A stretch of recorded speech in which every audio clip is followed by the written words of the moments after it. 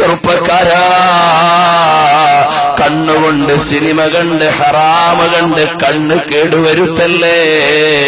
റസൂലുള്ളാഹിനെ കാണാൻ പറ്റൂല. കഅബാലയത്തിന്റെ തണലിൽ ഇരിക്കുമ്പോ അബൂലഹബിന്റെ പെണ്ണ് വന്ന് കല്ലുവാരിയിടാൻ നേരം ഹബീബുണ്ടെങ്കിലും കണ്ടില്ലല്ലോ. കാരണം അവള് തോന്നിവാസിയായതുകൊണ്ട് അല്ലാഹു മറയിട്ടു കളഞ്ഞതല്ലേ. അതുപോലെ തെറ്റു ചെയ്യുമ്പോൾ ഹിജാബ് വീണുപോകും, അരുതായ്മ ചെയ്യുമ്പോൾ ഹബീബ് മറഞ്ഞു പോകും. സ്വലാത്ത് ചെല്ലുമ്പോൾ മറ നീങ്ങി നീങ്ങി രാത്രി കിടക്കുമ്പോ ത്വയ്ബാ പേ ലാഖോ സലാം. എന്തു രസമാണ് രാത്രിയൊന്ന് കിടക്കാൻ, ഹബീബിന്റെ ദൃശ്യമാണ്. പകലൊന്ന് നടക്കാൻ എന്ത് രസമാണ്, ഹബീബിന്റെ ചര്യയാണ്.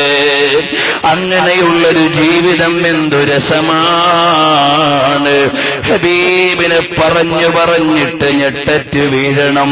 പറന്ന് പറന്ന് ചിറകൊടിഞ്ഞ് മദീനത്ത് വീണാൽ ബഖീയിൽ ഒരു ഖബർ കിട്ടും. നടന്നു നടന്ന് കാലൊടിഞ്ഞ് മദീനയുടെ അതിർത്തിയിൽ വീണാൽ ഹബീബിന്റെ അടുക്കൽ ഒരു പരിഗണന കിട്ടും. പാടി പാടി കുഴഞ്ഞിട്ട് ഹബീബിനെ പറഞ്ഞു നിർത്തിയാൽ അവിടുത്തെ ശുപാർശ കിട്ടും. അതല്ലാതെ ഒരു പ്രതീക്ഷയുമില്ല. ചെറുപ്പക്കാരാ, ഇവിടുന്നൊരു 10 സ്വലാത്ത് ചെല്ലണം. റസൂലുള്ളാഹിനെ കാണണമെന്ന നീയത്ത് വേണം. ആ ഹബീബിനെ കണ്ടുകൊണ്ട് മരിക്കണമെന്ന ആശ വേണം. ആ ഹബീബിലേക്ക് ലയിച്ചു നിൽക്കണം. ഉമ്മമാരെ, ഉമ്മു ഉമാറ റളിയല്ലാഹു അൻഹയെ മറന്നുപോയോ? മൽതഫത്തു യമീനം വലാ ശിമാലാ. വലത്തോട്ട് തിരിഞ്ഞാലും ഇടത്തോട്ട് തിരിഞ്ഞാലും ഉമ്മു ഉമാറയാണ് റസൂലുള്ളാഹിന്റെ പ്രൊട്ടക്ഷന് വേണ്ടി. കണ്ടില്ലേ, ഒരു സ്വഹാബി നെഞ്ചുകൊണ്ട് പരിചയാണ് അമ്പ് തടുക്കാൻ. കണ്ടില്ലേ, വേറൊരു സ്വഹാബി മുതുകുകൊണ്ട് പരിചയാണ് ഹബീബിനെ സംരക്ഷിക്കാൻ.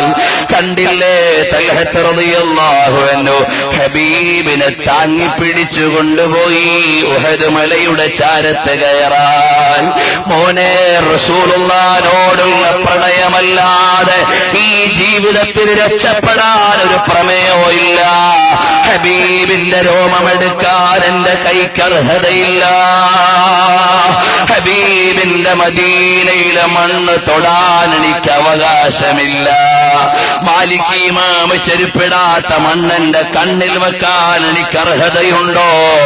റസൂലുള്ളാഹിന്റെ രോമത്തെ ആക്ഷേപിക്കുന്നവരെ ഖൽബ് കൊണ്ട് വെറുക്കണം സഹോദരാ. അത് മഹബ്ബത്തിന്റെ ഭാഗമാണ്, റസൂലുള്ളാഹിനോടുള്ള ഇഷ്കിന്റെ ഭാഗമാണ്. ഈ ജീവിതം തന്നെ ഹബീബിനാണ്.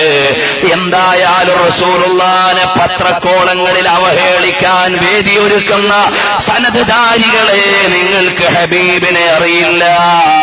നിങ്ങളുടെ അന്ത്യം ഭയന്നോ? ഞങ്ങള് ആശിഖീങ്ങളാണ്.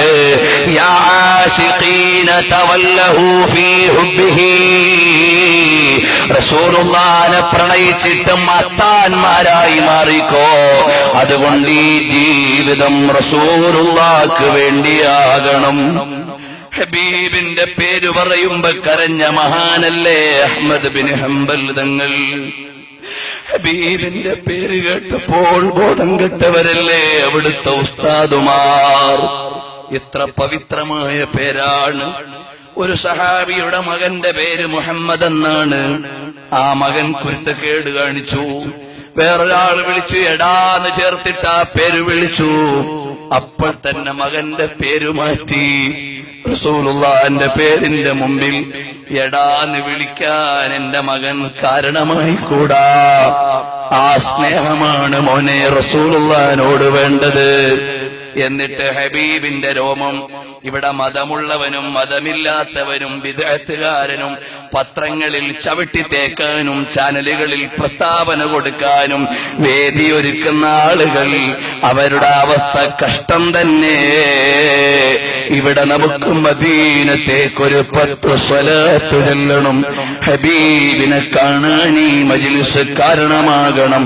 അല്ലാഹു തൗഫീഖ് തരട്ടെ. ഒരു തവണയെങ്കിലും ഹബീബിനെ കാണണം. മൗലായ സ്വല്ലി വസല്ലിം ദായിമൻ അബദാ അലാ ഹബീബിക ഖൈറിൽ ഖൽഖി കുല്ലിഹിം യാ അക്രമൽ ഖൽഖി മാ ലിമൻ നലൂദു ബിഹി സിവാ